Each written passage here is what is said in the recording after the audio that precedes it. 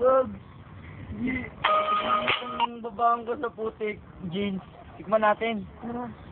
Ito baso. Baso. Ano yung pa isang baso natin dadali? Sila.